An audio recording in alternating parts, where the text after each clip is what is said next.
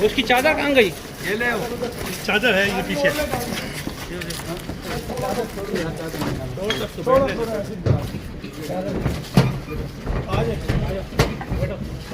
अच्छा अरमगान से मुलाकात हो गई। इधर आ जाओ यार, इधर बैठो, इस तरफ बैठो, आप इस तरफ बैठो यार, आप इस तरफ बैठो, आप इस तरफ बैठो यार, उस तरफ चले जाओ यार। ये लेना गाड़ी घुमाया।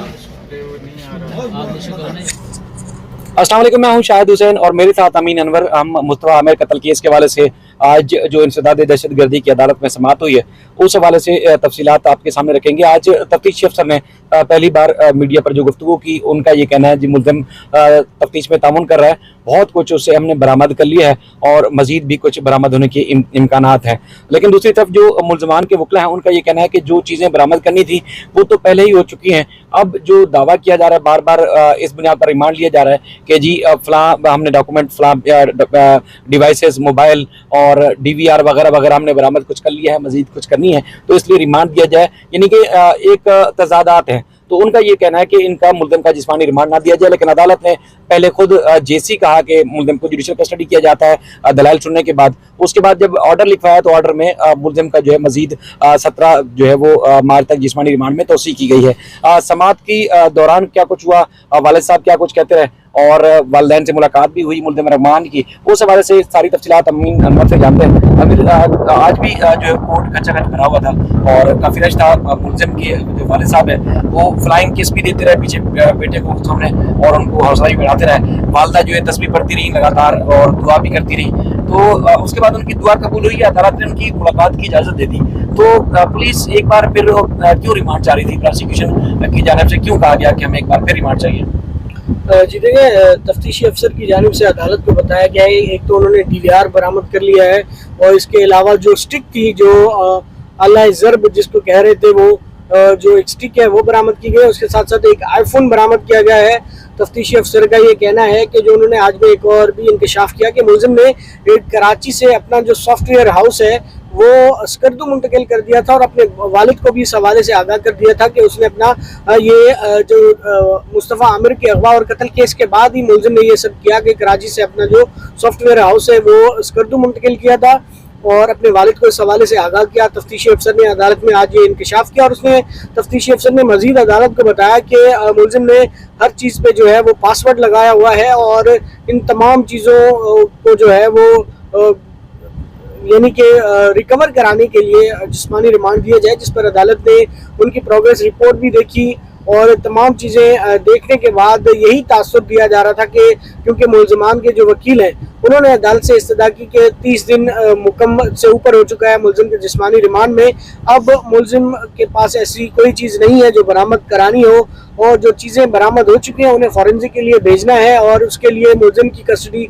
ज़रूरी नहीं है। तो यही तासुर लिया जा रहा था कि मुल्ज़िम को आज अदालती रिमांड पर भेज दिया जाएगा, लेकिन अदालत ने तमाम फरीकैन को सुनने के बाद जो है वो मुल्ज़िम के जिस्मानी रिमांड में मज़ीद 7 दिन की तोसी की है और तफ्तीशी अफसर को कहा है कि आइंदा समाअत पर प्रोग्रेस रिपोर्ट भी दें और साथ में मुल्ज़मान के वकील ने एक दरख्वास्त लगाई है कि ATC के कानून के तहत 30 दिन में इंटरम चालान जो है वो जमा कराना लाजमी होता है।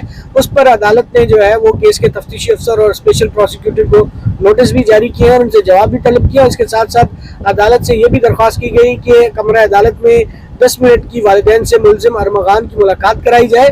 तो अदालत ने 10 नहीं 5 मिनट तक जो है वो मुलाकात की इजाज़त दी, जिसके बाद मुल्ज़िम के वालिद ने जो है वो अदालत का आपने देखा कि शुक्रिया भी अदा किया और वो काफ़ी रंजीदा भी नजर आ रहे थे काफी। बिल्कुल, तो आज यही समाअत का अहवाल रहा कि अदालत ने मुल्ज़िम अरमगान के जिस्मानी रिमांड में मजीद 7 रोज की तोसी। अच्छा, जब मुल्ज़िम अरमगान से जज साहब ने पूछा कि क्या पुलिस ने तशद्दुद किया तो कहता जी नहीं जज साहब मैं नहीं रह सकता सर, मैं नहीं रह सकता। तो यानी कि ये था कि जैसी कस्टडी में वो पुलिस की कस्टडी में रह नहीं सकता, इस तरह काफ़ी मुश्किल में नज़र आ रही थी या मुश्किल पेश हो रही थी उसको, वो क्या रीज़न थी? जी बिल्कुल, अदालत की जो कार्रवाई होती है कानून के मुताबिक किसी भी मुल्ज़िम से पूछा जाता है कि उस पर कोई तशद्दुद हुआ है या नहीं हुआ दौरान रिमांड, तो मुल्ज़िम ने कहा कि मैं नहीं रहना चाहता, तो तो इस तरह का अदालत ने अपने ऑर्डर में भी लिखवाया कि मुलजिम से जो सवाल किया गया था उसका उसने दुरुस्त जवाब नहीं दिया और कहा कि मैं नहीं रहना चाहता पुलिस की कस्टडी में। तो ये जवाब दिया आज मुलजिम अरमगान ने, और जिसके बाद अदालत ने तमाम फरीकैन को सुना और मुलजिम के जिस्मानी रिमांड में मजीद 7 रोज की तोसी। अच्छा, पिछली कई समातों के बाद हमने देखा कि आज पहली बार जो है न सिर्फ कामरान कुरैशी साहब की बॉडी लैंग्वेज काफ़ी बेहतर था। जब अदालत आए थे तो उनके हाथ में एक 4-5 फुट का डंडा भी था, हाथ में था, लेके घूमते रहे। उसके बाद फिर वकील हज़रात ने वो डंडा लेके साइड पे रखाया, और उसके बाद फिर आज कोर्ट रूम में जब पीछे वाली साइड पे थे तो बेटे को पुकार कर जो है वो फ्लाइंग किस भी देते रहे। उसके बाद जज साहब ने जब मुलाकात की इजाज़त दी तो कामरान कुरैशी साहब जज साहब का शुक्रिया अदा करते रहे, थैंक यू जज साहब, थैंक यू की आवाज़ें लगाते रहे। उनकी वालदा जो है तस्वीर पढ़ रही थी और मुसलसल जो है वो दुआएं भी मांग रही थी। बाद में बेटे से मुलाकात हुई। मुलाकात के बाद हमने देखा कि सबका तकरीबन तीनों लोगों का बॉडी लैंग्वेज काफ़ी पॉजिटिव था।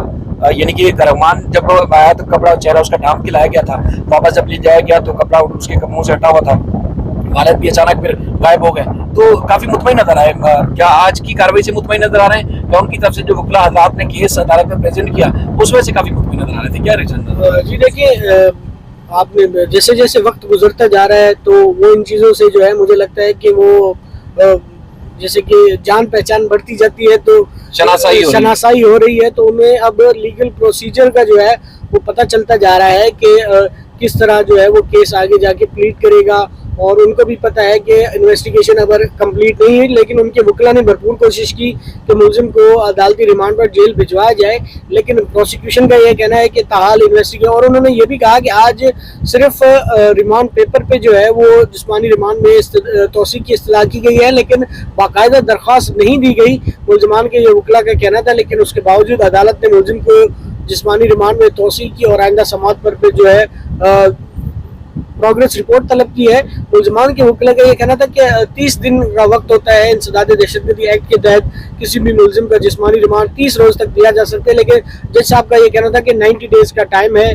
तो प्रोसिक्यूशन ने भी हाँ में हाँ मिलाई कि 90 डेज तक जो है रिमांड लिया जा सकता है। तो जिसके बाद अदालत ने फिर मुलजिम अरमगान के जिस्मानी रिमांड में एक मरतबा फिर तोसी कर दी है, और 17 मार्च तक की तोसी की गई और 18 मार्च का भी यकीनन दोबारा मुलजिम को पेश करना होगा। अच्छा, क्योंकि जज साहब से जब उन्होंने बार बार वकील ने कहा, आबिद जमान साहब ने, ताहिर साहब ने, तो उन्होंने कहा कि हमने भी कुछ ना कुछ पढ़ा हुआ है। यानी कि वकील का जो मुलजिम के वकील था उनका इशरार था कि 30 दिन से ज़्यादा रिमांड नहीं हो सकता AT कानून के तहत, लेकिन जज साहब ने कहा हमने भी कुछ पढ़ा हुआ है, 90 डेज का रिमांड जो है पुलिस पार्टी चाहे तो तहकीकात के लिए या तहकीकात की मद में ले सकती है, तो हमने कुछ पढ़ा हुआ है। तो बाहर उसके बाद फिर हमने देखा कि रिमांड में तोसी तो कर दी गई, और तफ्तीशी अफसर भी आज पहली दफ़ा हमने देखा कि मोहम्मद अली काफ़ी मुतमईन नजर आया कि शायद उनका ये कहना था कि हमने बहुत कुछ बरामद करना था और बहुत कुछ कर लिया है, मजीद मुलजिम जो है तहकीकात में तामुन कर रहा है, इस लिहाज से वो भी काफ़ी जो है वो मुतमईन नजर आए। बाकी जहाँ तक इन्वेस्टिगेशन में मामला है कि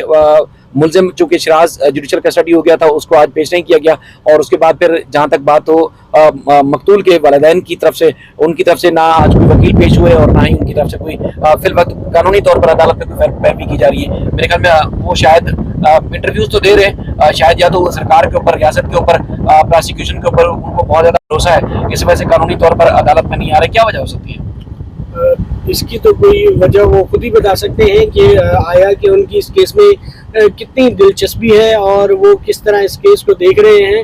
हाँ, अलबत्ता जब मुस्तफ़ा आमिर लापता हुआ तो उसकी एक मिसिंग पर्सन की एप्लीकेशन सिंध हाई कोर्ट में ज़रूर दायर की गई थी, जो बाद में डिस्पोज ऑफ कर दी गई अदालत की जानिब से, जिसमें पुलिस ने बताया कि जो लापता शख्स था मुस्तफ़ा आमिर, उसकी डेड बॉडी जो है हब से बरामद कर ली गई है, जिसके बाद अदालत ने वो मामला डिस्पोज ऑफ कर दिया था। और अब इस केस का, जिसके बाद बाकायदा ट्रायल अभी शुरू होना है, फिलहाल अर्ली स्टेज है इस केस की, अभी तक रिमांड प्रोसीडिंग चल रही है। अगर उसके बाद जब 173 चालान आएगा इस केस का, तो उसके बाद बाकायदा केस जो है वो आगे बढ़ेगा, और इंसदाद दहशतगर्दी एक्ट के तहत ये मुकदमा दर्ज किया गया है पुलिस की जानिब से, AVCC की जानिब से। और इस केस का अब देखते हैं कि ट्रायल मुंतजिम जज जो है वो कौन सी अदालत को ट्रांसफ़र करते हैं। ताहम अभी ये सब कार्रवाई बाद में होगी जब तक 173 केस का चालान जमा नहीं हो जाता। ठीक है, चले अमीन, आपका बेहद शुक्रिया। जो अदालत में कुछ हुआ वो सारा हमने आपके सामने रखा। मजीद भी इस सिलसिले में जो अपडेट्स होंगी, तहरीरी ऑर्डर जो आएगा इंशाल्लाह कोशिश करेंगे वो भी आपके सामने रखें। वकील से जो बातचीत की, जो कोर्ट की सूरत हाल थी एहता अदालत के अंदर की, वो सारी आपके सामने रखी। अपनी राय का इजहार जरूर कीजिएगा, अपना बेहद ख्याल रखिएगा। अल्लाह हाफिज़।